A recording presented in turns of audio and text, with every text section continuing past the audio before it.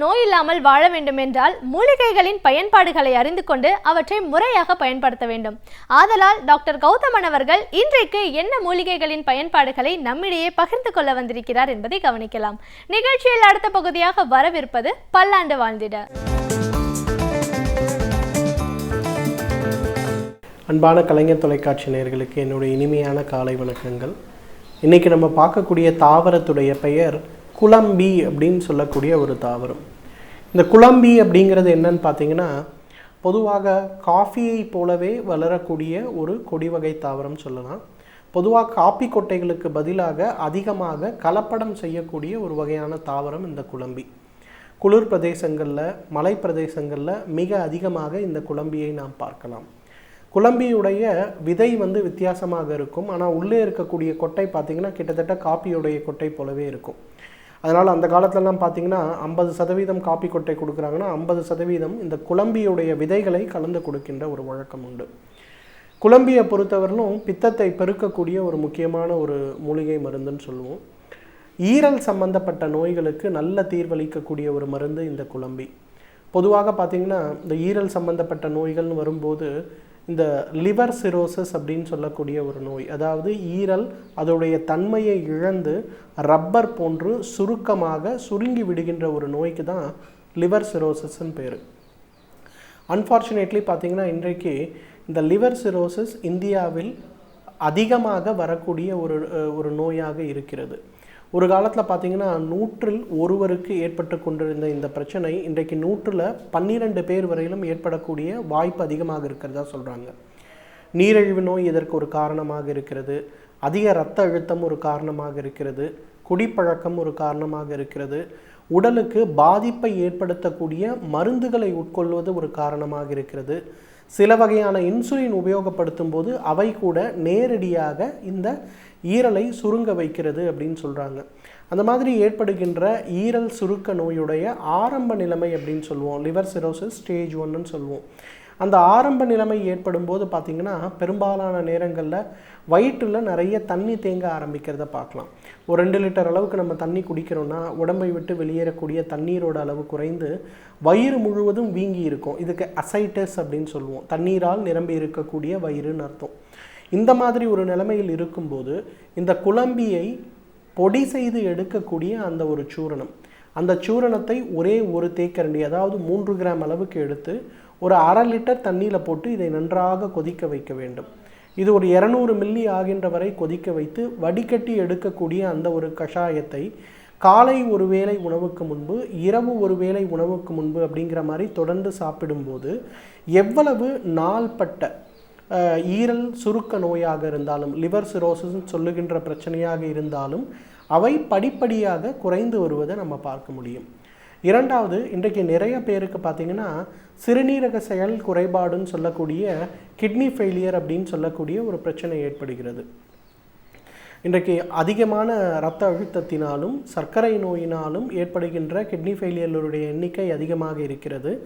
ஒரு காலத்தில் 70 வயதில் ஏற்பட்டு கொண்டிருந்த கிட்னி ஃபெயிலியர் நோய் இன்றைக்கு 25லிருந்து 40 வயதுக்குட்பட்டவர்களுக்கு மிக அதிகமாக ஏற்படுகிறது. இந்த கிட்னி ஃபெயிலியர்லையும் நமக்கு ஏற்படக்கூடிய மிக முக்கியமான பிரச்சனை என்னன்னு கேட்டிங்கன்னா, உடலிலிருந்து வெளியேற வேண்டிய நச்சுப் பொருட்கள் உடலை விட்டு வெளியேறாமல் இருக்கக்கூடிய ஒரு சூழல். இதில் கூட பார்த்திங்கன்னா நம்ம இந்த குழம்பியிலிருந்து எடுக்கக்கூடிய அந்த ஒரு வேர் கஷாயம் ஒரு மிகச்சிறந்த மருந்தாக இருக்கிறது. ஈரலை பொறுத்தவரையிலும் விதை கஷாயத்தை கொடுக்குறோம். கிட்னிஸை பொறுத்தவரையிலும், சிறுநீரகத்தை பொறுத்தவரையிலும் வேர் கஷாயம் ஒரு மிகச்சிறந்த மருந்து. ஒரு 1 லிட்டர் தண்ணிக்கு 20 கிராம் அளவுக்கு இந்த வேரை இட்டு நன்றாக கொதிக்க வைத்து அதை 1/2 லிட்டராக குறைத்து கொள்ள வேண்டும். அதை 3 பாகமாக பிரித்து காலை ஒரு வேளை, மதியம் ஒரு வேளை, இரவு ஒரு வேளை அப்படிங்கிற மாதிரி உணவுக்கு முன்பு கொடுக்கணும். நீரிழிவு நோயினால் ஏற்பட்ட நெஃப்ரோபதி சம்பந்தப்பட்ட பிரச்சனையாக இருந்தாலும், ஹைப்பர்டென்ஷன் உயர் இரத்த அழுத்தத்தினால் ஏற்படுகின்ற கிட்னி பிரச்சனையாக இருந்தாலும் இந்த ஒரு கஷாயத்தை மட்டும் தொடர்ந்து சாப்பிடும்போது எவ்வளவு நாள்பட்ட தொந்தரவாக இருந்தாலும் அவை சிறிது சிறிதாக குறைந்து மறைந்து போகிறத நம்ம பார்க்கலாம். அந்த அளவுக்கு சிறுநீரக செயல் குறைபாடு நோயை ஆரம்ப நிலைமையிலேயே பார்த்து குறைப்பதற்கு இந்த குழம்பியுடைய வேர் ஒரு மிகச்சிறந்த மருந்து. இந்த குழம்பியுடைய வேருக்கு இருக்கின்ற இன்னொரு மிக முக்கியமான மருத்துவ குணம் என்னென்னா, இந்த ப்ராஸ்டேட் என்லார்ஜ்மெண்ட்டுன்னு சொல்லுகின்ற ஒரு பிரச்சனை பொதுவாக 50 வயதுக்கு மேற்பட்ட ஆண்களுக்கு ஏற்படுகின்ற ஒரு பிரச்சனை. முதலில் ஏற்படும் போது பார்த்திங்கன்னா இரவு நேரங்களில் 2 மணி நேரத்திற்கு ஒரு முறை சிறுநீர் கழிக்க வேண்டிய தேவை இருக்கும். அதன் பிறகு பார்த்திங்கன்னா 1 மணி நேரத்துக்கு ஒரு முறை சிறுநீர் கழிக்க வேண்டிய ஒரு தேவை ஏற்படும். சிறுநீர் கழிக்க வேண்டிய அவசரம் மிக அதிகமாக இருப்பது போல ஒரு தோற்றம் இருக்கும். கழிக்க வேண்டும் அப்படின்னு சொல்லி போய் நம்ம கழிக்கும்போது பார்த்திங்கன்னா மிக குறைந்த அளவு தான் சிறுநீர் வெளியேறும். அதிகமான அடிவயிற்றில் வலி ஏற்படக்கூடிய ஒரு சூழல் ஏற்படும், மலச்சிக்கல் ஏற்படும். இதற்கு ப்ராஸ்டேட் என்லார்ஜ்மெண்ட்டுன்னு பேர். இந்த ப்ராஸ்டேட் என்லார்ஜ்மெண்ட்டு தான் ஆண்களில் 60 வயதுக்கு மேற்பட்டு ஏற்படுகின்ற புற்றுநோய்களுக்கு மிக முக்கியமான புற்றுநோயாக இருப்பது இந்த ப்ராஸ்டேட் என்லார்ஜ்மெண்ட்டுன்னு சொல்லக்கூடிய அந்த நோய் தான். இதற்கு குழம்பியுடைய வேர் ஒரு மிகச்சிறந்த மருந்து. பாரம்பரிய மருத்துவத்தில் என்ன பண்ணுவாங்கன்னா, அந்த குழம்பியுடைய வேரை நன்றாக எரித்து எடுக்கக்கூடிய சாம்பல், அந்த சாம்பலை பதப்படுத்தி எடுக்கக்கூடிய பதங்கம் அப்படின்னு சொல்லக்கூடிய வெண்மை நிறமான ஒரு பொருள். இந்த பொருள் மிக வீரியம் மிக்க பொருள். பொதுவாக உடலில் எங்கே புற்றுநோய் சம்பந்தப்பட்ட ஒரு தொந்தரவு இருந்தாலும் இதை சரி செய்யக்கூடிய சக்தி உண்டு. குறிப்பாக சிறுநீரக மண்டலம், சிறுநீர் பை, ப்ராஸ்டேட் சம்பந்தப்பட்ட அந்த அடைப்புகளுக்கு, அந்த கட்டிகளுக்கு, புற்றுநோய்க்கு ஒரு மிகச்சிறந்த மருந்துன்னு சொல்லலாம். 1 கிராம் வரையிலும், அதாவது 1 கிராம்ங்கிறது மிக அதிகமான டோசேஜ். அந்த அளவுக்கு இருக்கக்கூடிய எந்த அளவுக்கு இருக்கக்கூடிய புற்றுநோயாக இருந்தாலும் 1 கிராம் அளவுக்கு இந்த குழம்பியுடைய வேரை எரித்து பதப்படுத்தி எடுக்கக்கூடிய அந்த ஒரு பதங்கத்தை காலை ஒரு வேளை, மதியம் ஒரு வேளை, இரவு ஒரு வேளைன்னு 3 வேளை சாப்பிட ஆரம்பித்தாலே அந்த இடத்தில் இருக்கக்கூடிய அந்த புற்றுநோய் மற்றும் அந்த ப்ராஸ்டேட் என்லார்ஜ்மெண்ட்டுடைய அளவு ஒரு 3 மாத காலத்திலேயே சரியாகிறத நம்ம பார்க்க முடியும். நிறைய பேருக்கு இந்த குழம்பியிலிருந்து எடுக்கக்கூடிய இந்த பதங்கத்தை சாப்பிட ஆரம்பித்த ஒரு 15 நாட்களிலேயே போஸ்ட் வாய்டல் யூரின் சொல்லுவாங்க. அல்ட்ராசவுண்ட் ஸ்கேன் நம்ம எடுத்து பார்க்கும்போது சிறுநீர் கழிப்பதுக்கு முன்பு பார்த்திங்கன்னா எவ்வளோ சிறுநீர் இருக்குதுன்னு பார்ப்பாங்க. ப்ராஸ்டேட் என்லார்ஜ்மெண்ட் இருக்கவங்களுக்கு சிறுநீர் கழித்த பிறகு கூட அதில் சிறுநீர் பையில் இருக்கக்கூடிய அந்த அளவு மிக அதிகமாக இருக்கும். 1 மாத காலத்திலேயே இதை சாப்பிட்ட பிறகு பார்த்திங்கன்னா ஒரு 20லிருந்து 30 மில்லி அல்லது 40 மில்லி அளவுக்கு அந்த சிறுநீர் பை சிறுநீரை வெளியேற்றி இருப்பதை நம்ம பார்க்க முடியும். ஏன்னா 50 வயசில் நிறைய பேருக்கு மலச்சிக்கல் ஏற்படும் போது என்ன சொல்கிறாங்கன்னா, இந்த மலச்சிக்கல் ஏற்படுறதுக்கு காரணம் அப்படின்னு நினச்சிட்டு அதுக்கு மலச்சிக்கலுக்குள்ள மருந்துகளை தான் எல்லாரும் சாப்பிட்றாங்களே தவிர யாருமே இந்த ப்ராஸ்டேட் என்லார்ஜ்மெண்ட்டை முக்கியமாக பார்க்குறது கிடையாது. பெரும்பாலான நேரங்களில் பார்த்திங்கன்னா அந்த ப்ராஸ்டேட் என்லார்ஜ்மெண்ட் ஸ்டேஜ் 2 ஸ்டேஜ் 3 ஆகும்போது பிஎஸ்ஏன்னு சொல்லுவோம். அந்த பிஎஸ்ஏவோட அளவு 5 அல்லது 5க்கு மேலே போகும்போது அது பெரும்பாலான நேரங்களில் புற்றுநோயாக மாறிவிடுகிறது. எனவே நேயர்களே, இந்த குழம்பியை பொறுத்த வரையிலும் லிவர் சிரோசிஸ்ன்னு சொல்லக்கூடிய ஈரல் பிரச்சனைகளுக்கும் ஆரம்ப நிலைமையில் இருக்கக்கூடிய கிட்னி ஃபெயிலியர் சம்பந்தப்பட்ட கேஸ்களுக்கும் ப்ராஸ்டேட் என்லார்ஜ்மெண்ட் மற்றும் அது சம்பந்தப்பட்ட புற்றுநோய்க்கும் இயற்கை கொடுத்திருக்கின்ற மிகச்சிறந்த அருமருந்து. தகுந்த மருத்துவ ஆலோசனையின் பேரில் சரியான முறைப்படி இதை உபயோகப்படுத்தினோமேயானால் நம்மாலும் பல்லாண்டு காலம் ஆரோக்கியமாக வாழ்ந்திட முடியும். நாம் வாழும் இந்த சமூகம் நன்மையும் தீமையும் கலந்தவை. நல்லவற்றில் நம்முடைய பங்களிப்பு இருப்பது போல் தீயவைகளை தட்டி கேட்பதிலும் நம்முடைய பங்களிப்பு இருக்க வேண்டும். ஆதலால் மனுஷபுத்திரன் அவர்கள் இன்றைக்கு சமூகத்தை பற்றிய என்ன அலசல்களை நம்மிடையே பகிர்ந்து கொள்ள வந்திருக்கிறார் என்பதை கவனிக்கலாம். நிகழ்ச்சியில் அடுத்த பகுதியாக வரவிருப்பது தீதும் நன்றும்.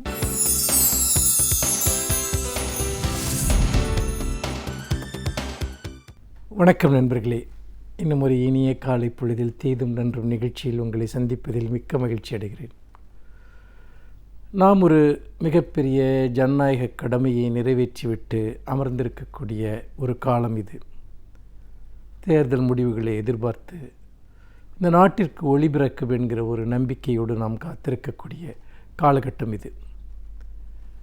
பொதுவாக ஒரு நாட்டில் யார் ஆட்சியாளர்களாக இருக்கிறார்கள் என்பது எவ்வளவு முக்கியமோ அவ்வளவு முக்கியம் ஜனநாயகத்தினுடைய தூண்களாக இருக்கக்கூடிய அமைப்புகள் எவ்வாறு செயல்படுகின்றன என்பது மிகவும் முக்கியம். அதிகார மாற்றங்கள் வரலாம், ஆட்சியாளர்கள் மாறலாம், ஆனால் ஜனநாயகத்தினுடைய அடிப்படை கடமைகள் மாறாதவை. ஆனால் அந்த அதிகார அமைப்புகள் சீர்குலைந்து போனால், அந்த அடிப்படையான ஜனநாயக அமைப்புகள் சீர்குலைந்து போனால் பிறகு அது உண்மையில் மக்களுக்கு பற்றிக்கொள்வதற்கு வேறு எந்த விதமான பிடிமானமும் இல்லாத ஒரு மிகப்பெரிய ஒரு அவலமான ஒரு சூழல் ஏற்பட்டுவிடும். மிகப்பெரிய புரட்சிகள் வெடித்த நாடுகள், மிகப்பெரிய கலகங்கள் வெடித்த நாடுகளில் எல்லாம் இந்த ஜனநாயக அமைப்புகள் பலவீனப்படுகிற போது மக்கள் அந்த அமைப்புகளின் நம்பிக்கை இழந்து போகிறார்கள்.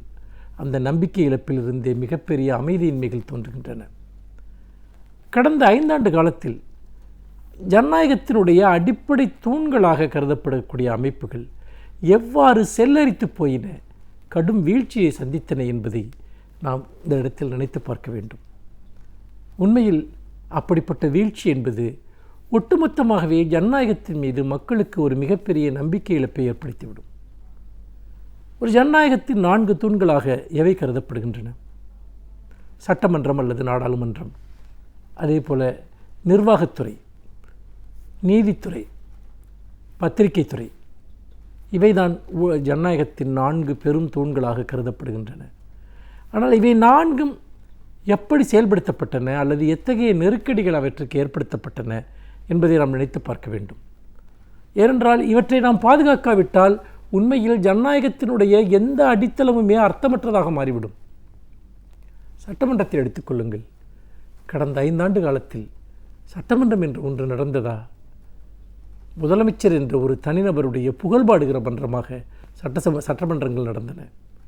அது மட்டுமல்ல, எதிர்க்கட்சிகள் அவமானப்படுத்தப்பட்டனர், வெளியேற்றப்பட்டனர், இடைநீக்கம் செய்யப்பட்டனர். இன்னும் சொல்லப்போனால் சட்டமன்றம் என்பதே ஒரு முதலமைச்சருக்கு துதிபாடுவதற்கான ஒரு இடம் என்பதாக முழுக்க மாற்றப்பட்ட ஒரு அவலம் அங்கு நடந்தது. பாரபட்சமற்ற வகையில் செயல்பட வேண்டிய சபாநாயகர் ஒருதலை பட்சமாக நடந்து கொண்டார். ஆளும் கட்சியினர் எதிர்க்கட்சிகளை பார்த்து மிக கீழ்த்தரமான வசவுகளை பொழிந்தனர், அவமானப்படுத்துகிற வாசகங்களை கூறினர். சட்டசபையில் 110 விதியின் கீழ் சாத்தியமே இல்லாத பல பொய்யான அறிவிப்புகள் தொடர்ந்து வெளியிடப்பட்டன. இப்படியாக சட்டசபை ஜனநாயகம் என்பது கேலிக்கூத்தாக்கப்பட்டது. கேலிக்கூத்தாக்கப்பட்டது மட்டுமல்ல, ஒரு வன்முறை களமாக அது மாற்றப்பட்டது. சரி, சட்டசபை தான் இப்படி நடந்தது என்று சொன்னால், நீதித்துறையினுடைய மாண்புகள் எப்படி இருந்தன என்பதை நாம் பார்க்க வேண்டும். உண்மையிலேயே ஒட்டுமொத்த இந்தியாவை மட்டுமல்ல, உலகையே அதிர்ச்சி அடையக்கூடிய வகையில் ஒரு தீர்ப்பை கர்நாடகாவில் உயர்நீதிமன்றத்தில் நீதிபதி குமாரசாமி வழங்கினார். ஜெயலலிதாவினுடைய சொத்து குவிப்பு வழக்கில் சிறப்பு நீதிமன்ற நீதிபதி மைக்கேல் டி குன்ஹா வழங்கிய தீர்ப்பை எந்த அடிப்படை ஆதாரமும் இல்லாமல் குமாரசாமி தள்ளுபடி செய்தார். அப்படி தள்ளுபடி செய்வதற்கு அவர் பயன்படுத்திய ஒரே ஒரு ஆதாரம் ஜெயலலிதாவினுடைய சொத்து குவிப்பை அவர் ஒரு தவறாக கணக்கிட்டு குறைவான மதிப்பை காட்டியது தான். ஒரு சிறு குழந்தை கூட போடக்கூடிய கணக்கில் அத்தகைய ஒரு தவறு வராது. ஆனால் எப்படியாவது ஜெயலலிதாவை விடுவித்து விட வேண்டும் என்கிற நோக்கத்தோடு நீதியரசர் குமாரசாமி அந்த தீர்ப்பை வழங்கினார். குமாரசாமி அளவிற்கு ஒரு விமர்சிக்கப்பட்ட ஒரு நீதிபதி இந்திய வரலாற்றிலேயே வேறு யாரும் இருந்திருக்க மாட்டார். அந்த அளவிற்கு நீதித்துறையினுடைய ஒரு மாண்பு குலைந்த ஒரு சம்பவங்களும் இங்கு நடந்தன. இப்படி நீதித்துறையின் மீது மக்கள் நம்பிக்கையை இழப்பது என்பது அவர்களுக்கு நீதியின் மீதான நம்பிக்கையே இழக்கச் செய்துவிடும் என்பதை நாம் மறந்துவிடக்கூடாது. இது ஒரு புறம். இன்னொரு புறம் பார்த்தீர்கள், அரசு நிர்வாகம். இது உண்மையிலேயே மிக முக்கியமான ஒரு பகுதி. ஒரு ஜனநாயகத்தினுடைய ஒரு செயல்பாடுகளில் இது முக்கியமான ஒரு பகுதி. அரசு அதிகாரிகள் எந்த ஆட்சியாளருக்கு கீழ் பணியாற்றினாலும் கூட அவர்கள் உண்மையில் ஒரு கட்சிக்கு கீழோ ஒரு தனிநபர்களுக்கு கீழோ அவர்கள் பணிபுரிவதில்லை. மாறாக ஒரு அரசியல் சட்டத்திற்கு கீழ் அவர்கள் பணிபுரிகிறார்கள். நம்முடைய அரசியல் சாசனம் என்பது அதிகாரிகளுக்குரிய பொறுப்புகளையும் கடமைகளையும் தெளிவாக வரையறுத்திருக்கிறது. எவ்வளவு பெரிய அதிகாரம் படைத்த யாரிடமும் கூட அவர்கள் சட்டத்திற்கு புறம்பாக அல்லது தங்களுக்கு விதிக்கப்பட்ட கடமைகளுக்கு புறம்பாக நடக்க வேண்டிய அவசியமில்லை. ஆட்சியாளர்கள் வருவார்கள், போவார்கள். ஆனால் அதிகார வர்க்கம் என்பது நிலையானது. அதனுடைய விதிமுறைகள் என்பது நிலையானது. அது மக்களுக்கு ஆற்ற வேண்டிய பணிகள் என்பது திட்டவட்டமாக தெளிவாக வரையறுக்கப்பட்டிருக்கிறது. ஆனால் நம்முடைய அதிகாரிகள் அப்படித்தான் நடந்து கொண்டார்களா? எத்தனை கேவலமான சம்பவங்கள், அரசியந்திரம் சார்ந்து நடந்தன என்பதை நீங்கள் நினைத்து பார்க்க வேண்டும். மாவட்ட ஆட்சித்தலைவர்கள் அதிமுகவினுடைய மாவட்ட செயலாளர்களைப் போல செயல்பட்டார்கள். தேர்தல் ஆணையத்திடம் பல முறை புகார்கள் கொடுக்கப்பட்டது. இவர்களெல்லாம் பாரபட்சமாக நடந்து கொள்கிறார்கள், இவர்களெல்லாம் மாற்ற வேண்டும் என்று. அந்த அளவிற்கு ஊடகங்கள் வெளிப்படையாக விமர்சிக்கப்பட்டார்கள். ஒரு மாவட்ட ஆட்சித்தலைவர் அம்மாவின் உத்தரவின் கீழ் மழை பொழிகிறது என்றெல்லாம் கூட பேசினார். இன்னும் பலர் மிக வெளிப்படையாக நடந்து கொண்டார்கள். அதோடு மட்டுமல்ல, ஆளும் கட்சியினர் என்ன தவறு செய்தாலும் அதற்கு உடந்தையாக இருப்பது அல்லது அந்த தவறுகளுக்கு பங்குதாரர்களாக இருப்பது, அதன் மூலமாக பதவி உயர்வுகளை பெறுவது, ஆதாயங்களை பெறுவது என்பது இன்றைக்கு முழுக்க முழுக்க தமிழக அரசியந்திரம் முழுக்க பரவி இருக்கிறது. அத்தகைய ஒரு சீர்கேட்டை உருவாக்கியதனுடைய முதன்மையான பெரும்பகுதி பங்கு என்பது இன்றைக்கு இந்த அதிமுக ஆட்சியாளர்களுக்குத்தான் சாரும். அந்த அவர்கள் செய்த மிகப்பெரிய குற்றமே அரசியந்திரத்தை செயலற்றதாக மாற்றியது மட்டுமல்ல, அவற்றை முற்றாக முடக்கியது. பதிலாக ஆளும் கட்சியினர் அடிக்கக்கூடிய கொள்ளைகளுக்கான ஒரு கருவியாக இன்றைக்கு அதிகார வர்க்கம் என்பது மாற்றப்பட்டது. காவல்துறையும் அத்தகைய ஆளும் கட்சியினுடைய ஒரு அடியாளாக மாற்றப்பட்ட அவலத்தை நாம் கண்டோம். ஒருபுறம் நாடு முழுக்க குற்றங்கள் பெருகிக் கொண்டிருக்கின்றன. ஆனால் இன்னொரு புறம் நீங்கள் பார்த்தீர்கள் என்றால் காவல்துறையினர் முழுக்க முழுக்க ஆளும் கட்சியினுடைய ஏவலாளாக செயல்பட்ட அவலத்தையும் நாம் கண்டோம். நிறைவாக பத்திரிகைத்துறை, ஒருபுறம் பத்திரிகைகளின் மீது கடுமையான ஒடுக்குமுறைகள் ஏவப்பட்டன, அவதூறு வழக்குகள் ஏவப்பட்டன, பத்திரிகையாளர்கள் மிரட்டப்பட்டார்கள். அதிமுக ஆட்சியில் நடந்த ஒரு மிகப்பெரிய ஒடுக்குமுறை என்பது பத்திரிகைகள் மீது நடந்த ஒடுக்குமுறை. ஆனால் இது ஒரு புறம் என்றால் இன்னொரு புறம் தங்களை நடுநிலையாளர்கள் என்று சொல்லிக்கொண்ட நடுநிலை பத்திரிகைகள், ஊடகங்கள் என்று சொல்லிக்கொண்ட பலர் சுலபமாக தங்களுடைய நிலைப்பாடுகளை ஆளும் கட்சிக்கு சாதகமாக மாற்றிக்கொண்டார்கள். அவர்கள் ஆளும் கட்சியினுடைய தவறுகளை மறைத்தார்கள், முதல்வருடைய தவறுகளை மறைத்தார்கள், அவை விவாதத்திற்கே வராமல் பார்த்து கொண்டார்கள். மாறாக எதிர்க்கட்சிகள், குறிப்பாக பிரதான எதிர்க்கட்சியான திமுகவின் மீது ஒரு எதிர்மறை பிம்பத்தை உருவாக்குவதற்காக இந்த நடுநிலை ஏடுகள், ஊடகங்கள் மிகப்பெரிய வேலைகளை செய்தன. வரலாற்றில் மிகப்பெரிய பிழைகளை இந்த 4 சக்திகளும் 4 ஜனநாயக தூண்களும் செய்தன. அந்த பிழைகளை எல்லாம் சரி செய்யப்படக்கூடிய காலமாக, ஒரு மிகப்பெரிய மாற்றத்திற்கான காலமாக வரப்போகிற நாட்கள் இருக்கும் என்ற நம்பிக்கையோடு மீண்டும் இன்னும் ஒரு புதிய செய்தியோடு உங்களை சந்திக்கிறேன். நன்றி, வணக்கம். இன்றைக்கு நாம் சந்திக்கவிருக்கும் சிறப்பு விருந்தினர் எந்த துறையிலிருந்து என்ன பயனுள்ள தகவல்களை நம்மிடையே பகிர்ந்து கொள்ள வந்திருக்கிறார் என்பதை கவனிக்கலாம். நிகழ்ச்சியில் அடுத்த பகுதியாக வரவிருப்பது சிறப்பு விருந்தினர்.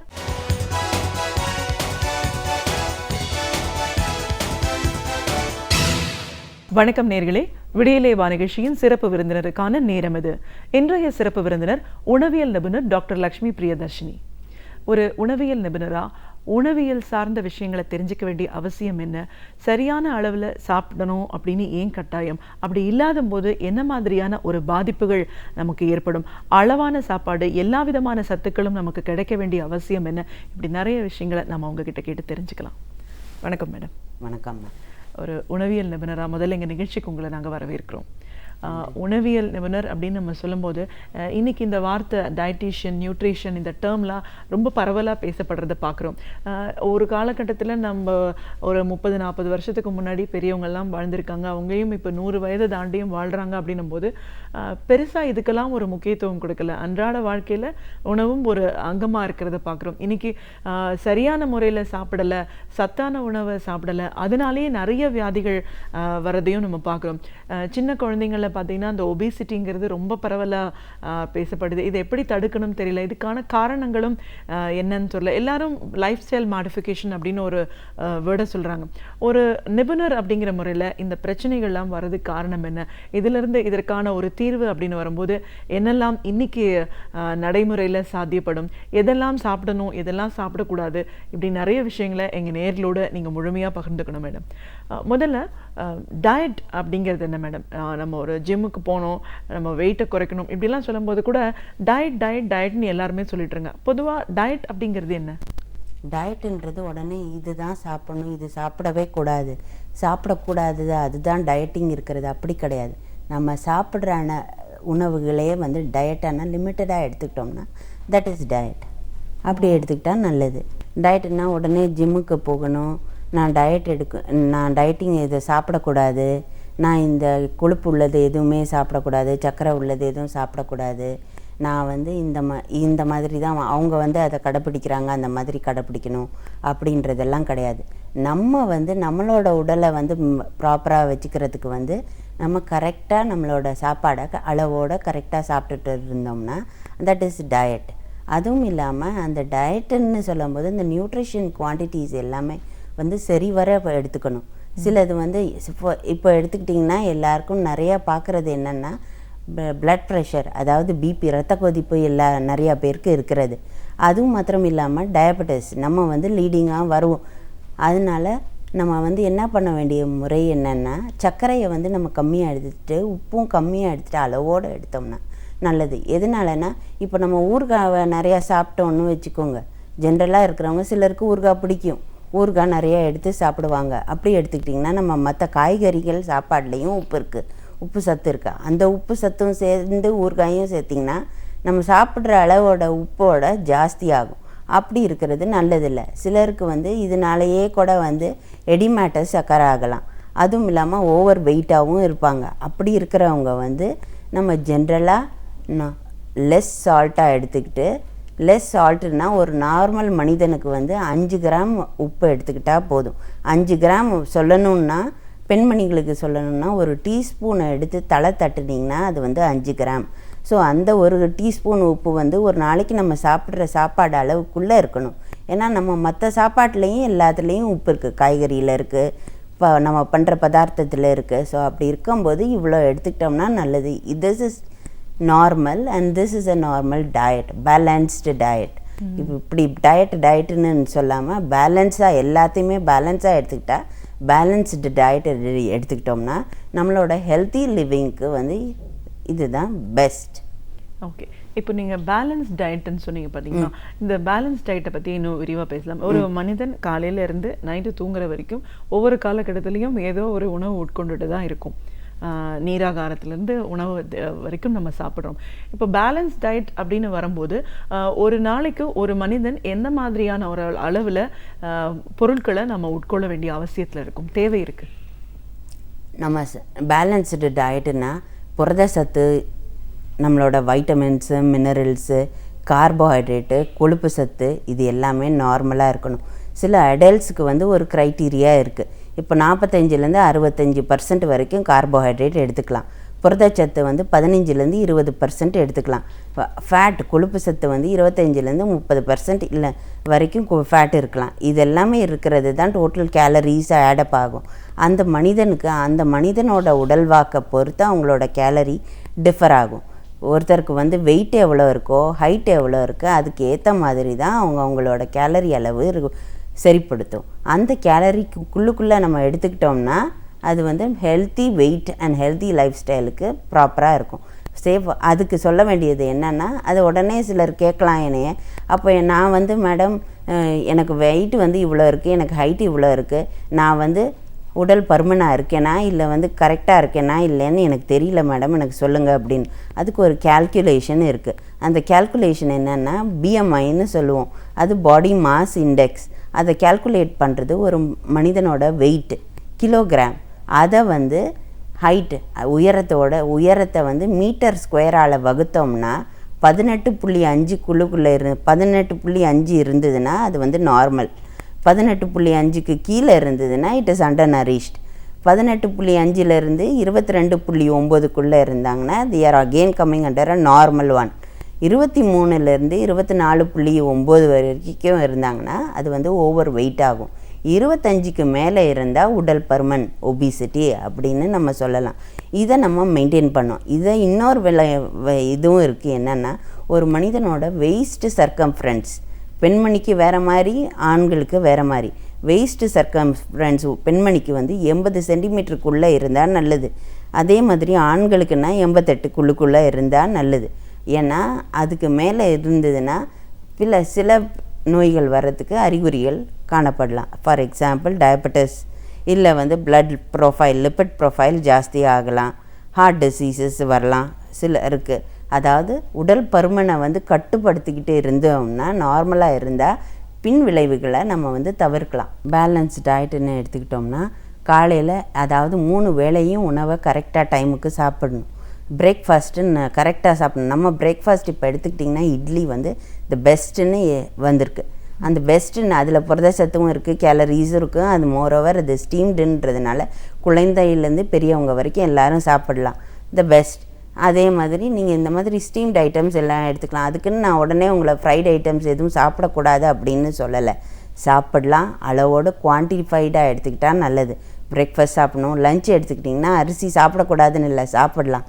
அரிசியை வந்து கம்மியான அளவு எடுத்துகிட்டு அது கூட வந்து 2 பகுதி காய்கறி, கீரை, கூட்டு, இதையும் தயிர் இந்த மாதிரி எடுத்துக்கிட்டு சாப்பிட்டா எல்லாமே பேலன்ஸ் ஆகும். இதை தவிர்த்துட்டு அடுத்து வந்து சிற்றுண்டி நேரம் 4 மணி டைமில் வந்து சும்மா வடை, பஜ்ஜி, போண்டா இந்த மாதிரி சாப்பிட்றதுக்கு பதிலாக பழம், இல்லை இந்த மாதிரி பழம், இல்லை நீங்கள் குடிக்கிற டீயோ காஃபியோ கொஞ்சம் நிறையா சர்க்கரை இல்லாமல் கம்மியாக சர்க்கரை ஆட் பண்ணிவிட்டு சாப்பிடலாம். அதுவும் இல்லாமல் அதையும் டைமில் எடுத்துகிட்டு ராத்திரி டின்னரை வந்து கொஞ்சம் 7 மணி 7லேருந்து 8க்குள்ளே சாப்பிட்டுட்டா நல்லது. எதனாலனா நம்ம சாப்பிட்டுட்டு கொஞ்சம் நேரம் ரிலாக்ஸ்டாக இருந்துட்டோம், கொஞ்சம் ஈஸியாக டைஜஸ்ட் ஆகும், அதுக்கப்புறம் தூங்குறதுக்கு ஈஸி. இல்லைன்னா லேட்டாக சாப்பிட்டோம்னா சாப்பிட்ட உடனே நம்ம போய் படுத்துடுறோம். அப்படி இல்லாமல் எல்லாமே கல்பனை ஆயிக்குது. ஸோ அது இல்லாமல் இருந்ததுன்னா if you follow these are the balanced diet formula. இது கூடயே வந்து நம்ம ஒரே ஒரு இடத்துல உட்காந்துருக்காமல் டிவி பார்த்துட்டு இருந்தோம்னா 1 மணி நேரத்துக்கு மேலே ஒரே இடத்துல உட்காந்துருக்காமல் கொஞ்சம் ஆக்டிவாக எதுவும் ஆக்டிவிட்டி பண்ணோம்னா அது வந்து ஃபிசிக்கல் ஆக்டிவிட்டியும் அதில் சேர்ந்துருது. ஸோ அப்படி சேரும்போது நம்ம எல்லாத்தையுமே பேலன்ஸ்டாக கொண்டு வரோம், நம்ம ஹெல்த்தும் வந்து சேஃபாக இருக்கும். கண்டிப்பாக மேடம். இப்போ நம்ம இதுக்கு பேசுறதுக்கு முன்னாடியே நீங்கள் இந்த பாடி மாஸ் இண்டெக்ஸ் பற்றிலாம் டீட்டெயில்டாக சொல்லியிருந்தீங்க. இன்றைக்கி நீங்கள் நிறைய பார்த்தீங்கன்னா சின்ன குழந்தைங்களே ரொம்ப ஒபீஸாக இருக்கிறது. இப்போ குழந்தை இந்த சென்ஸ் நாட் பார்ன் பேபிஸ், ஒரு 8 வயசு 10 வயசு 12 வயசுக்குள்ளே பார்த்தீங்கன்னா 5 to 10 இயர்ஸ்க்குள்ளே நிறைய சில்ட்ரன் இப்போ ஒபீஸாக இருக்கிறத பார்க்குறோம். ஏன் இந்த மாதிரி ஒபீஸாக இருக்காங்க? இதுக்கு என்ன உணவு பழக்க வழக்கத்துக்கும் இதுக்கும் என்ன மாதிரியான ஒரு தொடர்பு இருக்குது? நீங்கள் கேட்ட கேள்வி நல்ல கேள்வி. சின்ன குழந்தைங்கள் வந்து உடல் பருமன் ஜாஸ்தியாக இருக்குது. அது ஃபார் எக்ஸாம்பிள் எடுத்துக்கிட்டிங்கன்னா இப்போ ஜெஸ்டேஷனல் டயபெட்டிஸ்ன்றது வந்து இப்போ நிறைய நம்ம கண்ட்ரியில் காமனாக ஆகுது. அது எக்ஸாம்பிள் எடுத்துக்கிட்டிங்கன்னா இந்த பெண்மணிகள், கருவுற்ற பெண்மணிகளுக்கு இந்த ஜெஸ்டேஷனல் டயபெட்டிஸ் இருக்கிறவங்களுக்கு வந்து உடல் பருமன் ஜாஸ்தி, வெயிட் ஜாஸ்தியாக இருக்கிற குழந்தை பிறக்கிறதுக்கு வாய்ப்பு இருக்குது. அப்படி இருக்கிற குழந்தைங்கள் வந்து பிற்காலத்தில் வந்து ஒபிசிட்டியாக வர்றதுக்கு நிறைய சான்சஸ். அது மாத்திரமும் இல்லாமல் இப்போ லைஃப் ஸ்டைல் மாடிஃபிகேஷன், எல்லோரும் சீஸு அதெல்லாம் சேச்சுரேட்டட் ஃபேட்ஸில் வருது.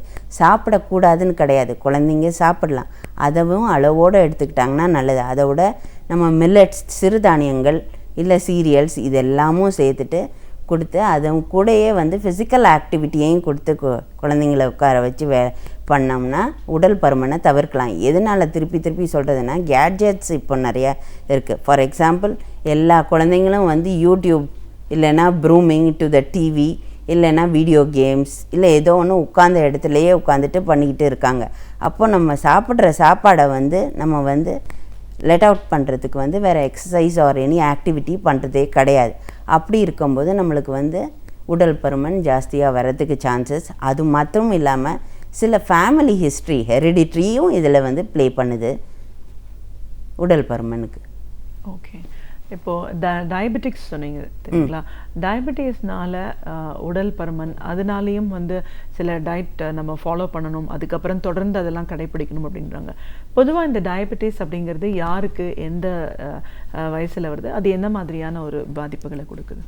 ஆஸ் ஏஜ் இன்க்ரீசஸ் இப்போ வந்து நிறையா இருக்குது. அது மாத்திரம் இல்லாமல் சின்ன குழந்தைங்களுக்கு வந்து டைப் 1 டயபெட்டிஸ் இருக்குது, பெரியவர்களுக்கு வந்து டைப் 2 டயபெட்டிஸ் வந்து இப்போ ப்ரிவேல் ஆகுது.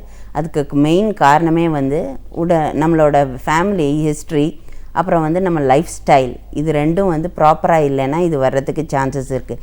இதை தவிர்த்து ஜெனரேஷன் ஆர் ஹெரிடிட்டியும் it plays a main role. இதுக்கு வந்து நம்ம என்ன பண்ணணும்னா activity and other healthy balance diet எடுத்துக்கிட்டு ப்ரிவென்ஷன் முன்னாடியே பண்ணலாம். இப்போ ஃபார் எக்ஸாம்பிள் எடுத்துக்கிட்டிங்கன்னா prevention and postponement of this diabetes இது பண்ணுறதுக்கு வந்து ஹெல்ப்ஃபுல்லுன்னா ஃபஸ்ட்டே ப்ரீ செக் நம்ம பண்ணிக்கணும். நம்ம பிளட் சுகர் லெவல் இதெல்லாம் வந்து கான்ஸ்டண்ட்டாக செக் பண்ணணும். அப்புறம் ரெகுலர் மெடிக்கல் செக்கப் வித் நம்ம டாக்டரோட ரெகுலராக இது பண்ணோம்னா இதெல்லாம் வர்றதை வந்து நம்ம தவிர்க்கலாம். சக்கரை வியாதி வர்றதுக்கு நீங்கள் ரிஸ்க் ஃபேக்டர்ஸ் எல்லாம் என்னென்ன அப்படின்னு நீங்கள் சிலருக்கு வந்து பிளட் ப்ரெஷர், இரத்த கொதிப்பு இருக்கலாம். லிப்பிட் ப்ரொஃபைல், அதாவது நம்மளோட ரத்தத்தில் இருக்கிற வந்து கொழுப்பு சத்து வந்து சிலருக்கு கம்மியாகவும் இருக்கும் ஜாஸ்தியாகவும் இருக்கும், ரெண்டும் பிளேஸ் அ மெயின் ரோல். அது மாத்திரமும் இல்லாமல் உடல் பருமன், அப்புறம் ஃபேமிலி ஹிஸ்ட்ரி ஆஃப் டயபெட்டிஸ், அப்புறம் இதை தவிர இல்லாமல் ஃபிசிக்கல் ஆக்டிவிட்டி, இதெல்லாம் இல்லைன்னா நம்மளுக்கு வர்றதுக்கு சான்சஸ் நிறையா இருக்குது. இதை நீங்கள் இன்னொன்று மெயின் ஃபாலோ பண்ண வேண்டியது என்னென்னா ஹை கேலரி. சிலர் வந்து நிறைய கேலரின்னு சொல்லும்போது நிறைய கேலரி உட்கொள்ளுறது, அதாவது அதை கம்மி பண்ணிக்கிட்டா நம்மளுக்கு தேவையான ஃபுட்டை வந்து நம்ம சாப்பிட்டுட்டோம்னா இது எல்லாத்தையும் ப்ரிவெண்ட் பண்ணலாம். It would be helpful. Postponement and ப்ரிவென்ஷனுக்கு ஹெல்ப்ஃபுல்லாக இருக்கும். இப்போ நம்ம நிறைய பார்த்துருக்கோம் மேடம், பொதுவாகவே பேலன்ஸ் டயட்னா தான் நம்மளுக்கு ஆரோக்கியமாக இருக்கும். இல்லை டயபெட்டிக் வர்றதுக்கு முன்னாடி நம்ம செக் பண்ணணும் அப்படின்னால கூட நம்ம ஒபீஸ் ஆகிறோன்றதை பற்றி சொல்லியிருக்கீங்க, சின்ன குழந்தைங்களுக்கான ப்ராப்ளம்னு.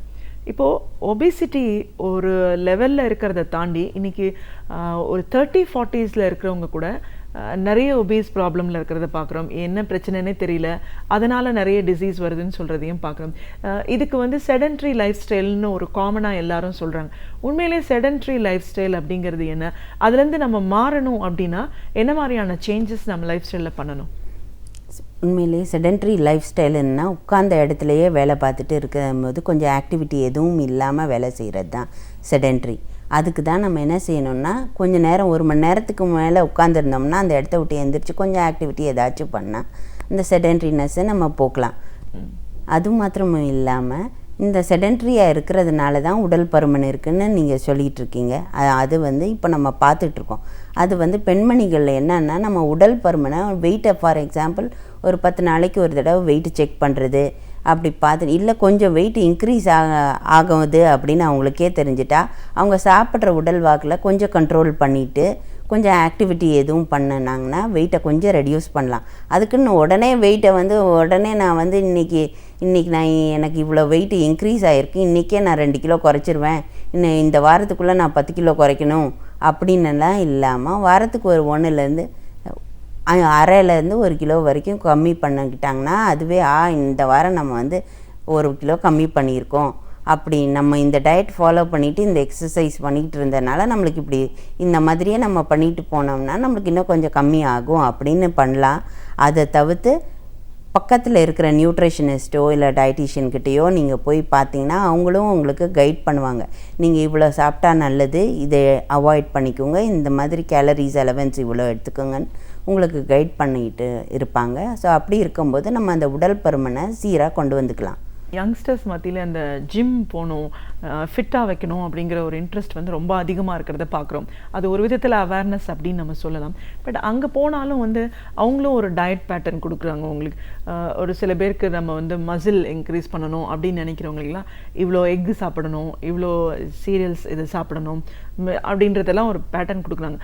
திடீர்னு ஒருத்தர் வந்து ஒரு பாடியை வந்து இந்த மாதிரியான சேஞ்சஸ்க்கு ஒரு ஹீட்டையோ அதிகப்படுத்துறதாவோ கம்மிப்படுத்துறதாவோ இல்லை மற்ற ஏதாவது ஒரு காம்ப்ளிகேஷன்ஸ் வர்றதுக்கு வாய்ப்பு இருக்கா? அது எல்லாம் பண்ணுறதுக்கு முன்னாடி அவங்களோட ஃபிசிஷியன் டாக்டர்கிட்ட செக் பண்ணிக்கிட்டு பண்ணுறது பெஸ்ட். எல்லாருனாலையும் ஜிம்முக்கு போக முடியாது, ஒரு சிலர் பண்ணால தான் ஜிம்முக்கு போக முடியாதவங்க வந்து சில ஆக்டிவிட்டி ஒன்றும் இல்லை. இப்போ கேஜெட்ஸ் நிறையா இருக்கிறதுனால நம்ம உட்காந்த இடத்துலையே உட்காந்துட்டு விளையாண்டுட்டு இருக்கிறது, வீடியோ கேம் பண்ணுறது, இந்த மாதிரி பண்ணிகிட்டு இருக்கோம். அது மாத்திரமும் இல்லாமல் பெண்மணிகளை எடுத்துக்கிட்டிங்கன்னா கேஜெட்ஸுன்னா வேக்யூம் கிளீனர் இருக்குது, வாஷிங் மிஷின் இருக்குது, இப்படியெல்லாம் இருக்கும்போது நம்மளோட ஆக்டிவிட்டி கோர்ஸை வந்து நம்ம கம்மி பண்ணிக்கிறதுனால இந்த உடல் பருமன் இப்போ ஜாஸ்தியாக இருக்குது. ஸோ இதெல்லாம் அவாய்ட் பண்ணணும்னு அப்படின்னு எடுத்துக்கிட்டிங்கன்னா கொஞ்சம் ஃபிசிக்கல் ஆக்டிவிட்டி, இப்போ எல்லாருமே உடனே வாக்கிங் வேகமாக போகணும், ஜிம்முக்கு போய் ரன் பண்ணணும் அப்படின்னு சொல்லாமல் ஒரு நாளைக்கு ஒரு 5 to 10 minutes ஃபஸ்ட்டு ஸ்டார்ட் பண்ணிவிட்டு வாக்கிங், அதை கிராஜுவலாக அப்படியே 15 நிமிஷம், அரை மணி நேரம் அப்படி இன்க்ரீஸ் பண்ணிவிட்டு அந்த ஆக்டிவிட்டியாகவும் பண்ணலாம்.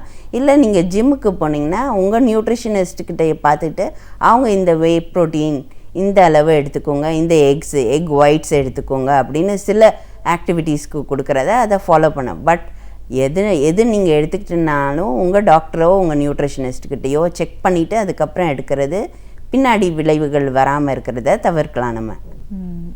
ஸோ இப்போ நம்ம இந்த லேடிஸ்க்கே சொல்லியிருக்கீங்க ஆக்டிவிட்டீஸ் குறைஞ்சதுனால தான் ஒபீஸ் அப்படின்னு சொல்லிட்டு, ஒரு ஸ்டேஜுக்கு அப்புறம் அந்த ஆர்த்ரைட்டிஸ் ப்ராப்ளம்லாம் இப்போ 35 to 40 வருதுன்னு சொல்கிறாங்க. Even women are affected.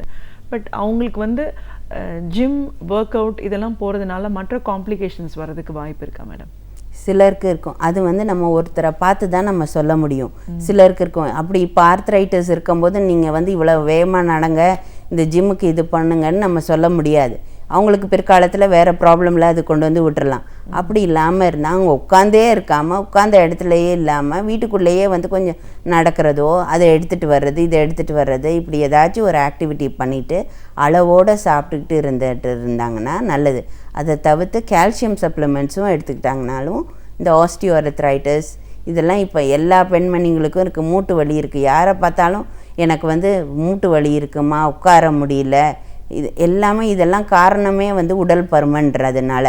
So அதை வந்து நம்ம பேலன்ஸாக முன்னாடியிலேருந்தே நம்ம கரெக்ட் பண்ணிக்கிட்டு வந்திருந்தோம்னா இப்போ இந்த ப்ராப்ளமுக்கு நம்ம வந்து நின்றுக்க மாட்டோம். ஃபார் எக்ஸாம்பிள் இப்போ நம்ம வந்து நம்ம முன்னோர்கள் என்னென்ன பண்ணாங்க அந்த ஹேபிட்டுக்கு போயிட்டுருக்கோம். அவங்க பண்ணிகிட்டு இருக்கிறதுனால தான் அவங்களோட லைஃப் ஸ்பேன் வந்து இப்போ ஜாஸ்தியாகிருக்கு. அது எதுக்கு லைஃப் ஸ்பேன் இப்போ ஜாஸ்தியாகிருக்குன்னா அவங்களோட food habits and other activities எல்லாம் கரெக்டாக இருந்தது. நம்ம வந்து நடுவில் வந்து இந்த அர்பனைசேஷன், வெஸ்டர்னைசேஷன், மாடர்னைசேஷன் இந்த டாக்டிஸ்குள்ளே போனதுனால நம்ம we are suffering with all these things. இதை வந்து நம்ம கண்ட்ரோல் பண்ணுறதுக்கு வந்து நம்மளோட முன்னோர்கள் தாத்தா பாட்டிகள் பண்ண ஆக்டிவிட்டீஸையும் நம்ம ஃபுட் ஹேபிட்ஸையும் நம்ம சேஞ்ச் பண்ணிவிட்டு சிறுதானியங்கள், சீரியல்ஸு இது எல்லாத்தையுமே வந்து காம்பினேஷனில் எடுத்துக்கிட்டோம்னா நல்லது. உடனே அதுக்குன்னு மேடம் சொல்லிட்டாங்க சிறுதானியம் எடுக்கணும், சீரியல்ஸ் எடுக்கணும், எல்லாத்தையுமே காம்பினேஷனில் எடுத்துக்கிட்டோம்னா நல்லது. ஏன்னா இப்போ நான் சொன்ன உடனே சிறுதானியம் கடைக்கு போய் நான் வந்து கேப்பை, ராகி, இதெல்லாம் கேழ்வரகு இதெல்லாம் நான் வாங்கி சாப்பிட்றேன், கம்பு இதெல்லாம் வாங்கி உடனே எடுத்துக்கிட்டால் உடனே ஒத்துக்காது சிலருக்கு. அப்படி இல்லாமல் அளவோடு எடுத்துக்கிட்டு கொஞ்சம் கொஞ்சமாக சாப்பிட்டுட்டு அது நம்மளுக்கு ஒன்றும் செய்யலைன்னா எடுத்துக்கலாம். ஏன்னா உடல் பருமன் இருக்கும்போது சிலருக்கு வந்து தைராய்டு வந்து கம்மியாக இருக்கும். அப்படி இருக்கிறவங்களுக்கு வந்து நீங்கள் உடல் பருமனாக இருக்கலாம். அப்படி இருக்கும்போது மில்லட்ஸ் எடுக்கும்போது அவங்களோட டாக்டரையும் உணவியல் நிபுணரையும் கேட்டுக்கிட்டு அவங்களுக்கு ஏற்ற மாதிரி அவங்க மில்லட்ஸ் எடுத்திங்கன்னா இந்த காம்பினேஷன்ஸில் எடுத்துக்கோங்கன்னு உங்களுக்கு கொடுப்பாங்க. அதை அளவோடு எடுத்துக்கிட்டால் நம்ம ஹெல்த்தியாக இருக்கலாம். இப்போது சிறுதானியம் பற்றி சொன்னீங்க மேடம். இதுவே வந்து எல்லாருக்கும் அளவுக்கு அதிகமாக சாப்பிட்டாலும் காம்ப்ளிகேஷன்ஸ் இருக்கும் அப்படின்னு சொல்லிட்டு, பொதுவாக சிறுதானியங்கள் அப்படின்னு வரும்போது அதில் இம்பார்ட்டன்ஸ் கொடுத்து முதன்மையாக எடுக்கணும் அப்படின்னு சொன்னால் எதெல்லாம் வந்து நம்ம சாப்பாடில் இப்போ சேர்த்துக்கலாம் உடனே? சிறுதானியங்கள் எல்லாமே நல்லது. ஏன்னா அதில் இருக்க நியூட்ரிஷன் வேல்யூஸ் எல்லாமே நம்ம நார்மலாக சாப்பிட்ற அரிசி கோதுமையோட மல்டிபிள் அமௌண்ட்ஸ் இருக்குது. எல்லாமே ஃபைபரும் நிறையா இருக்குது. அது சாப்பிடும்போது நம்மளை வந்து சில புற்றுநோய்களை கூட தவிர்க்கலாம். நம்மளோட பேட் கொலஸ்ட்ரால்னு சொல்கிறோம், அதையும் கொஞ்சம் தவிர்க்கலாம். அது வந்து நம்ம பாடியில் இருக்க எலிமெண்ட்ஸ் எல்லாம் டீடாக்சிஃபை பண்ணுறதுக்கும் ஹெல்ப்ஃபுல்லாக இருக்குது. இப்படி இருக்கும்போது இந்த மில்லட்ஸ் வந்து நம்ம வெயிட் ரிடக்ஷனுக்கும் ஹெல்ப்ஃபுல்லாக இருக்குது, ஃபேட் கண்டென்ட்ஸையும் குறைக்கும். ஸோ அப்படின்னு இருக்கும்போது இந்த மில்லட்ஸ் எல்லா மில்லட்ஸும் எடுக்கலாம். ஆனால் எது எடுத்தாலும் அளவோடு எடுக்கணும். எடுத்த உடனே நான் வந்து 100 கிராம் 200 கிராம் எடுத்து சாப்பிட்றேன், இதை தான் நான் சாப்பிட போகிறேன் அப்படின்னு கொஞ்சம் 1 நாள் 3 நாள் சாப்பிட்டுட்டு நம்மளுக்கு ஒன்றும் ஆகலை, நம்மளுக்கு சரி ஆயிருக்கு அப்படின்னும் போது அதை எடுத்துக்கலாம். சிலருக்கு வந்து சூடை கூட கிளப்பும். அதனால சொல்கிறேன். அதெல்லாம் எந்த வகை மேடம்? உடம்பு ஹீட் ஆகக்கூடிய ஒரு பொருட்கள்லாம் இதெல்லாம்? சில மில்லட்ஸ்லையும் சூடு சிலருக்கு இது உடனே இவங்க சொன்னனால இந்த மில்லட்ஸ்லேருந்து வந்து சூடாகும் அப்படின்றது சொல்ல முடியாது. ஒருத்தருக்கு டிஃப்ரெண்ட்டாக இருக்கும். ஸோ அப்படி இருக்கும்போது நம்ம எல்லாமே சீரியல்ஸ், பல்சஸ் எதுனாலும், சீரியல்ஸ்னால் அரிசி கோதுமை இதெல்லாம், அப்புறம் பல்சஸ்ன்னு எடுத்துக்கிட்டிங்கன்னா பருப்பு வகைகள் எல்லாம், நார்ச்சத்து இதெல்லாம் நிறையா இருக்கிறதுனால இது எல்லாத்தையுமே நீங்கள் கம்மியாக சாப்பிட்டிங்கன்னா அளவோடு எடுத்துக்கிட்டிங்கன்னா உங்களுக்கு பிற்காலத்தில் வந்து இந்த டயபெட்டிஸு, ஹார்ட் ப்ராப்ளம்ஸு, புற்றுநோய் இதெல்லாம் வர்றதுக்கு நீங்கள் வந்து அவாய்ட் பண்ணலாம், தவிர்க்கலாம். ஓகே. இப்போது சரியான ஒரு டயட் பிளான் நம்ம ரெகுலரைஸ் பண்ணணும் அப்படின்னு நினைக்கிறவங்க ஒரு வகைப்படுத்தி பார்க்கலாம் மேடம். சின்ன குழந்தைங்க, மிடில் ஏஜ், வயசானவங்கன்னு பிரிச்சுக்கலாம். இப்போது குழந்தைங்க ஒரு 2-3 வயசுலேருந்து 5 வயசு வரைக்கும் இருக்கிற குழந்தைங்களுக்கு ஒரு ஆரோக்கியமான ஒரு டயட் நம்ம கொடுக்கணும்னு நினைக்கிற பேரண்ட்ஸ் எந்த மாதிரியான ஒரு ஃபுட் ஹேபிட்ஸ் டெவலப் பண்ணணும்? இந்த குழந்தைங்களுக்கு டைம்லி ஃபுட்டு கொடுக்கணும். நம்ம காலையில் எழுந்திரிச்சு இப்போ சில குழந்தைங்க பால் கொடுக்குறாங்க, சிலர் வந்து காம்ப்ளிமெண்ட்ரி ஃபுட்ஸ் எடுத்துக்கிட்டு அதுக்கப்புறம் பிரேக்ஃபாஸ்ட்டு சாப்பிடணும். நல்ல பிரேக்ஃபாஸ்ட்டு சாப்பிட்டுட்டு ஸ்கூலுக்கு போய் அதுக்கப்புறம் ஸ்கூல் இந்த மிட் மார்னிங் டைமில் வந்து அவங்களுக்கு பிரேக்கில் வந்து சும்மா எப்போ பார்த்தாலும் பேஸ்ட்ரீஸு, குக்கீஸ் இந்த மாதிரி கொடுக்காம நம்ம சுண்டல் இதெல்லாமும் கொடுக்கலாம். சுண்டல், சூப்ஸு, இல்லைன்னா வந்து ரைத்தாஸ்லேயே கூட நீங்கள் வந்து கொஞ்சம் கலர்ஃபுல் அப்பீலிங்காக இருந்தால் குழந்தைங்களுக்கு நல்லாயிருக்கும். இந்த ரைத்தாஸில் கூட நீங்கள் ஸ்ட்ராபெரி ஃப்ரூட்ஸும் போடலாம், இல்லை ஆனியன்ஸும் போடலாம், மின்ட்டுக்கும் போட்டு கேரட்டும் கூட போடலாம். அதெல்லாம் போட்டு வச்சு கூட கொடுக்கலாம்.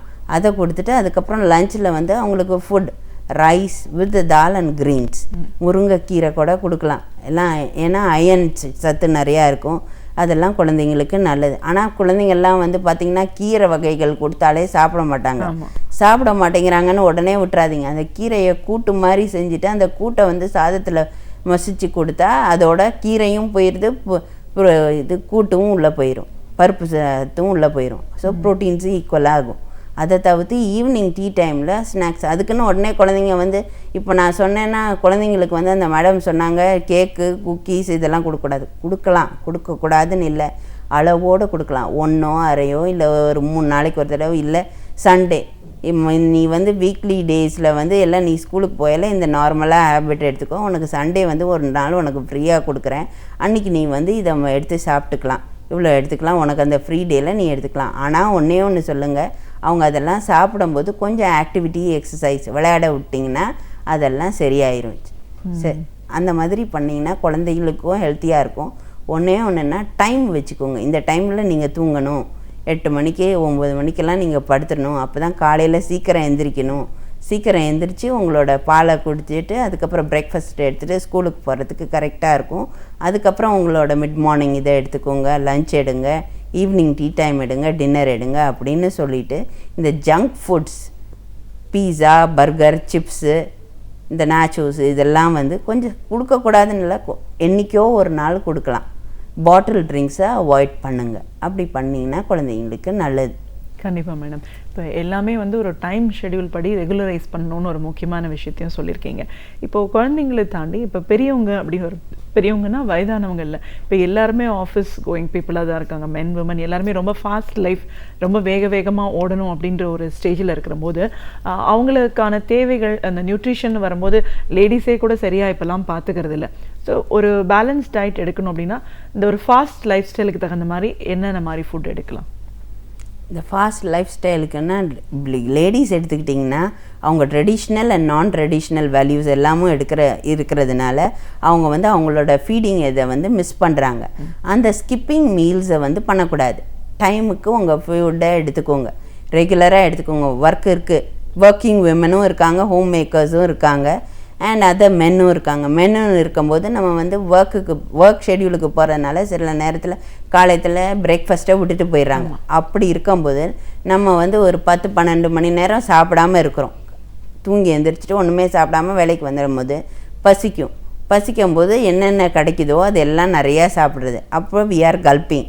அப்படி கல்ப் பண்ணாமல் இருக்கிறது டைம்லியாக குவான்டிஃபைடாக எடுத்துக்கிட்டோங்கன்னா உடல் பருமன் வர்றதை நம்ம அவாய்ட் பண்ணலாம்.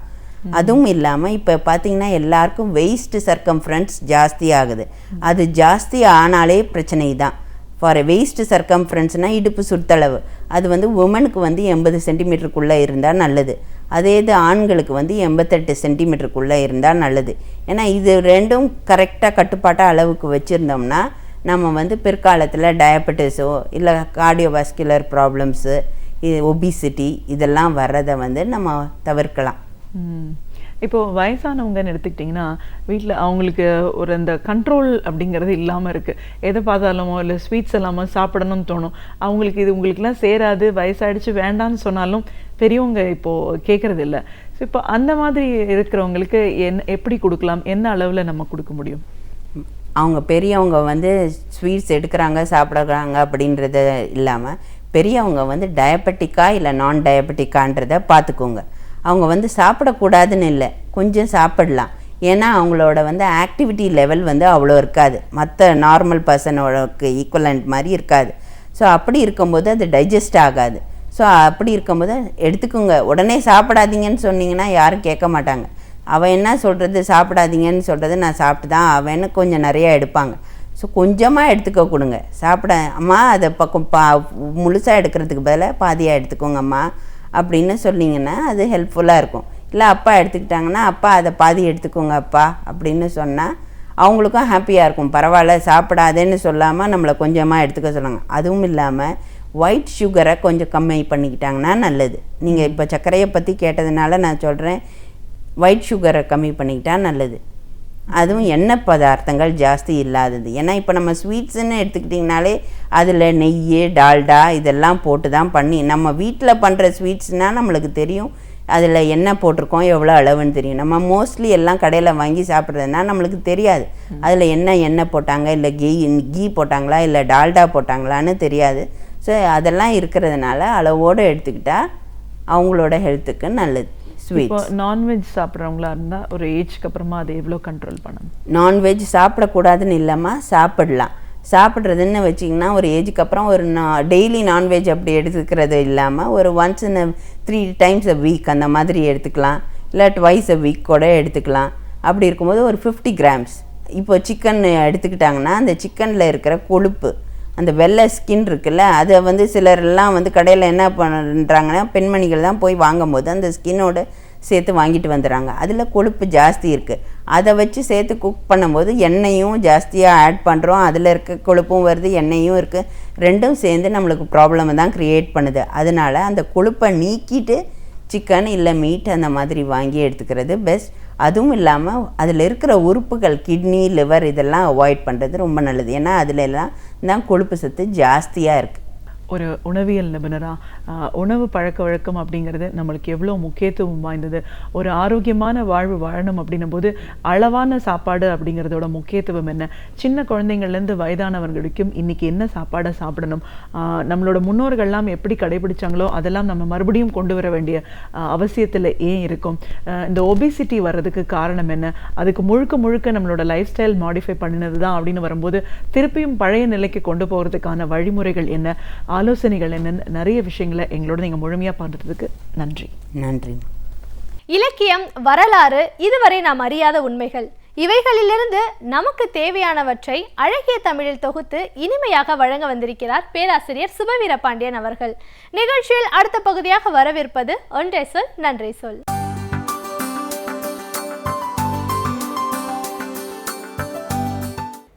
அனைவருக்கும் என் அன்பு வணக்கம். 2 வாரங்களுக்கு முன்னால் தமிழ் நாளேடு ஒன்றில் பேராசிரியர் மணிகண்டன் அவர்கள் ஓர் அரிய கட்டுரையை எழுதியிருக்கிறார். கண்டுபிடிக்கப்பட்ட அரிய ஆவணம் என்பதுதான் அந்த கட்டுரையினுடைய பெயர். ஆய்வு என்பது இன்றைக்கு பெரும்பான்மையாக வெறும் தொகுப்பாக அமைந்து கொண்டிருக்கிறது. அப்படி இல்லாமல் உண்மையிலேயே ஒரு 100 ஆண்டுகளுக்கு முன்னால் வெளிவந்த ஒரு ஏட்டில் இருக்கிற கட்டுரையை கண்டுபிடித்து அதன் மூலம் பற்றிய ஆய்வுகளை செய்து அந்த கட்டுரை சொல்லியிருக்கிற செய்திகளையும் நமக்கு எடுத்து தருவது என்பது ஒரு மிகப்பெரிய பணி, பாராட்டிற்குரியது என்று கூற வேண்டும். பாரதியாரை பற்றி பாரதிதாசன் எழுதியிருக்கிற கட்டுரை தான் அது. பாரதிதாசன் பாரதியை முதலாக நான் தான் ஒரு மிகப்பெரிய கவிஞன், உலகம் ஏற்றுக்கொள்ள வேண்டிய கவி என்று எழுதினேன் என்று குறிப்பிடுகிறார். பெல்ஜியத்தினுடைய கவிஞர் பெர்கேரன் மறைந்து போன போது நான் பாரதியை பற்றி அப்படி எழுதியிருக்கிறேன் என்று பாரதிதாசன் கூறுகிறார். எந்த ஏட்டில் எப்போது எழுதியிருக்கிறார் அந்த சான்று கிடைக்கவே இல்லை. பேராசிரியர் மணிகண்டன் அவற்றை தேடி பார்த்து சரியாக ஒரு 100 ஆண்டுக்கு முன்னால் வந்திருக்கிற அந்த கட்டுரையை இன்றைக்கு எடுத்து நமக்கு தந்திருக்கிறார். அது சுதேசமித்திரன் இதழில் 1917ஆம் ஆண்டு ஜனவரி மாதம் 3ஆம் தேதி வந்திருக்கிறது. ஒரு 100 ஆண்டு முடியப் போகிறது. அந்த கட்டுரையிலே தான் பாரதிதாசன் எழுதியிருக்கிறார். அதிலே இன்னொரு குறித்து கொள்ளத்தக்க செய்தி என்னவென்றால், ஒரே பக்கத்திலே 2 கட்டுரைகள் வந்திருக்கின்றன. ஒன்று பாரதியார் எழுதியிருக்கிற கட்டுரை ஸ்ரீ வைஷ்ணவம் என்பது. அந்த கட்டுரைக்கு கீழேயே பாரதியாரை பற்றி பாரதிதாசன் எழுதியிருக்கிற கட்டுரை, அப்போது பாரதிதாசன் என்கிற பெயரிலே கனகு சுப்புரத்னம் என்கிற இயற்பெயரில் வந்திருக்கிறது. அந்த கட்டுரையிலே பாரதிதாசன் என்ன சொல்லியிருக்கிறார் என்றால், வாவேசு ஐயரினுடைய கட்டுரை ஒன்றுக்கு மறுப்பு சொல்லியிருக்கிறார். வாவேசு ஐயர் 1 நூற்றாண்டாக தமிழில் கவிதை தோன்றவே இல்லையே என்று வருத்தப்பட்டு எழுதியிருக்கிற ஒரு கட்டுரைக்கு பதிலாக எப்படி சொல்ல முடியும்? பாரதியாரினுடைய கவிதை இல்லையா? பாரதியாரின் கவிதையை நாம் மறுதலித்து விட்டு தமிழில் கவிதையே இல்லை என்று சொல்லலாமா? உலகமே போற்றத்தக்க ஒரு பெரும் கவிஞன் பாரதி என்று பாரதிதாசன் எழுதுகிறார். எதற்காக அந்த பெல்ஜியம் கவிஞர் இறந்து போன நேரத்தில் அதனை எழுதுகிறார் என்றால், பெல்ஜியம் கவிஞர் வெர்ஹேரன் உலகத்தினாலேயே ஏற்றுக்கொள்ளப்பட்ட ஒரு புகழ்பெற்ற கவிஞன். அந்த கவிஞனின் மறைவிலே அதற்கு இரங்கல் தெரிவித்து எழுதுகிற போது பாரதியார் சொல்கிறார், அந்த வெர்ஹேரனை பாராட்டிய ஒரு அயர்லாந்து நாட்டு ஆய்வாளர் மிகச் சரியாக அந்த கட்டுரையில் இந்தியாவில் 4 கவிஞர்கள் இருக்கிறார்கள் என்று சொல்லி ரவீந்திரநாத் டாகூரிலே தொடங்கி பாரதியார் வரைக்கும் 4 பேரை குறிப்பிடுகிறார். எனவே வெர்ஹேரனை பாராட்டுகிறவர்கள் பாரதியாரையும் பாராட்டுகிறார்கள். ஆனால் பக்கத்தில் இருக்கிற தமிழர்களுக்கு பாரதியை தெரியவில்லையே என்று பாரதிதாசன் எழுதியிருக்கிறார். அந்த ஆய்வாளரினுடைய பெயர் ஜேம்ஸ் கசின்ஸ் என்பது. அவர் அயர்லாந்து நாட்டுக்காரர். ஆனால் அவர் ஆய்வு செய்தது ஜப்பானில் இருக்கிற டோக்கியோ பல்கலைக்கழகத்தில். ஆங்கில பேராசிரியர் அவர். பாரதியின் கவிதைகளை அப்போதே ஆங்கிலத்திலே மொழிபெயர்த்திருக்கிறார். நான் சொல்வது 1917க்கு முன்பு. அப்படிப்பட்ட ஜேம்ஸ் கசின் எழுதியிருக்கிற அந்த வரிகளை மேற்கோளாக பாரதிதாசன் காட்டுகிறார். எங்கேயோ பிறந்து எங்கேயோ ஆய்வு செய்கிற ஜேம்ஸ் கசின் என்கிற ஆங்கில பேராசிரியருக்கு, ஆய்வாளருக்கு பாரதியை தெரிகிறது, நமக்கு தெரியவில்லையே என்கிற ஆதங்கம், வருத்தம் அந்த கட்டுரையிலே அமைந்து கிடக்கிறது. பாரதியை முதலாக அப்படி உலக கவிஞன் என்று எழுதியது பாரதிதாசன் தானா? வேறு யாருமே அப்படி எழுதவில்லையா என்கிற கேள்வியை கேட்டு யாரெல்லாம் எழுதியிருக்கிறார்கள் என்கிற பட்டியலையும் பேராசிரியர் மணிகண்டன் தருகிறார். ஒரு ஆழ்ந்த ஆய்வு என்பதை நம்மால் உணர முடிகிறது. 1908 பரலிசு நெல்லையப்பர் எழுதியிருக்கிறார். அதற்கு பின்னால் வாவேசு ஐயரே எழுதியிருக்கிறார். எந்த வாவேசு ஐயர் இப்போது மறுக்கிறாரோ, கவிதை தமிழில் தோன்றவில்லை என்று சொல்கிறாரோ, அவரே எழுதியிருக்கிறார். ராஜாஜி அவர்கள் பாரதியை பாராட்டி எழுதியிருக்கிறார். எப்படி பாரதிதாசன் நான் தான் முதலில் எழுதினேன் என்று சொல்ல முடியும் என்கிற வினாவை எழுப்பி, ஒரு விதத்தில் பாரதிதாசன் சொல்லியிருப்பது உண்மைதான், சரிதான். அவர் சொல்லியிருப்பதற்கு காரணங்கள் இருக்கின்றன என்பதையும் கண்டறிந்து இந்த கட்டுரையில் ஆய்வாளர் நமக்கு கூறுகிறார். அது என்ன ஆய்வு என்றால், பரலிசு நெல்லையப்பர் எழுதியிருக்கிறார் என்று சொன்னால், அதில் வ.உ.சி. ஐயர் அவர்கள் எழுதியிருக்கிறார் என்றால், அவையெல்லாம் பாரதியினுடைய நூல்களை வெளியிடுகிற போது பதிப்புரையாகவும் அணிந்துரையாகவும் எழுதப்பட்ட கட்டுரைகள். ஒரு இலக்கியம் பற்றிய விமர்சனம் அந்த நூலுக்கு வெளியில் இருப்பது வேறு, அந்த நூலின் பதிப்புரையாக இருப்பது வேறு. ஒரு நூலில் முன்பகுதியில் பதிப்புரையாக எழுதப்பட்டிருக்கிற வரிகள் ஒரு பெரிய ஆய்வு சார்ந்தவை என்று நாம் கருத முடியாது. வெளியிடுகிறவர்கள் தங்களினுடைய படைப்பை அறிமுகப்படுத்துகிற வரிகளாகத்தான் அவற்றை கொள்ள வேண்டும். சரி, ராஜாஜி எழுதியிருக்கிறார். அவர் எதிலே எழுதியிருக்கிறார் என்றால், அன்னி பெசன்ட் அப்போது ஒரு பத்திரிகை நடத்தினார். அந்த பத்திரிகையினுடைய பெயர் காமன்வீல் என்பது. அந்த காமன்வீல் பத்திரிகையிலே ராஜாஜி எழுதியிருக்கிறார். பாராட்டித்தான் எழுதியிருக்கிறார் பாரதியாரை. ஆனால் அவர் ஆங்கிலத்திலே எழுதியிருக்கிறார். பாரதிதாசன் என்ன சொல்கிறார்? பாரதியை உலக கவிஞன் என்று தமிழில் முதலில் எழுதியவன் நான் தான் என்கிறார். எதை கவனிக்க வேண்டும்? பாரதியாரை உலக கவிஞன் என்று முதலில் தமிழில் எழுதியவன் நான் தான் என்று பாரதிதாசன் சொல்கிற போது அது சரிதானே. ராஜாஜி எழுதியிருப்பது ஆங்கிலத்திலே தான் எழுதியிருக்கிறார். அயர்லாந்து நாட்டுக்காரர் டோக்கியோ பல்கலைக்கழகத்திலே ஆய்வு செய்த ஜேம்ஸ் கசின்ஸ் எழுதியிருப்பது ஆங்கிலத்திலே தான் எழுதியிருக்கிறார். ஆனால் பாரதிதாசன் தான் முதலில் தமிழில் அப்படி ஒரு அழுத்தமான கருத்தை இந்த உலகுக்கு அறிமுகப்படுத்தி இருக்கிறார். எனவே அவர் சொல்லியிருக்கிற செய்தி சரிதான் என்பதை மணிகண்டன் நிறுவுகிறார். எதற்காக இந்த ஆய்வு? பாரதியாரை மகா கவிஞன் என்று அவர் இறந்து போனதற்கு பின்னால் தமிழகம் ஏற்றுக்கொண்டதே தவிர, அவர் இருக்கிற போது எத்தனை பேர் பாராட்டினார்கள், இறந்தபோது அவருடைய இறுதி ஊர்வலத்தில் எத்தனை பேர் கலந்து கொண்டார்கள் என்பதையெல்லாம் வரலாற்றில் நாம் அறிந்திருக்கிற செய்திகள். ஒருவன் வாழும்போதே வந்து சேர்கிற பாராட்டு என்பதுதான் அவனுக்கு மேலும் ஊக்கம் தரும், மேலும் அவனை எழுத தூண்டும். செத்ததற்கு பிறகு சிலை வைப்பது என்பது நம்மிடத்திலே இருக்கிற ஒரு இயல்பான பழக்கம். வாழுகிற போதே வாழ்த்துவது என்பதும் அவசியமான தேவையில்லையா? எனவே பாரதியாருடைய கவிதைகள் மேன்மையானவை என்றால் அவற்றை அவர் வாழ்ந்த காலத்திலேயே கண்டறிந்து வெளிப்படுத்தி இருப்பதும் ஒரு மேன்மையான செய்திதான். எனவே பாரதிதாசன் என்கிற 2 கவிஞர்களினுடைய சிறப்புகளையும் இந்த கட்டுரை நம் கண் முன்னால் கொண்டு வந்து நிறுத்துகிறது. இன்னொன்றையும் எண்ணி பார்த்தால் வியப்பாக இருக்கிறது. பாரதிதாசன் அத்தனை ஆங்கில அறிவு உடையவர் இல்லை. ஆனால் ஜேம்ஸ் கசின்ஸ் எழுதியிருக்கிற அந்த ஆங்கில கட்டுரையை படித்து புரிந்து கொண்டு நண்பர்கள் மூலமாக அதற்கான விளக்கங்களையும் தெரிந்து கொண்டு எழுதுகிறார். பெல்ஜியத்திலே வெர்ஹேரான் என்று ஒரு கவிஞன் இருந்தான் என்பதை இன்று போல உடனடியாக இணையதளங்களில் தேடி தெரிந்து கொள்ளுகிற காலம் இல்லை அது.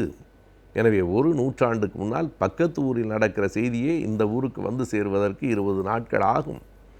எங்கேயோ இருக்கிற பெல்ஜியத்தில் இருக்கிற கவிஞனை தெரிந்து வைத்துக்கொண்டு டோக்கியோ பல்கலைக்கழகத்தில் எழுதப்பட்டிருக்கிற கட்டுரையை படித்து அன்றைக்கே உலக அறிவு பெற்றவராக புரட்சி கவிஞர் பாரதிதாசன் இருந்திருக்கிறார். அத்தனை உலக அறிவு பெற்ற அந்த கவிஞர் பாரதியாரை உலக கவி என்று உயர்த்தி சொல்லியிருக்கிறார் என்பதெல்லாம் அந்த தலைப்பு மிக பொருத்தமானது தான். கண்டுபிடிக்கப்பட்ட அரிய ஆவணம் என்கிற தலைப்பு மிகச் சரியானது. இப்படிப்பட்டவைகள்தான் தமிழ் உலகுக்கு தேவையாக இருக்கிற ஆய்வுகள் என்று நாம் கூறலாம்.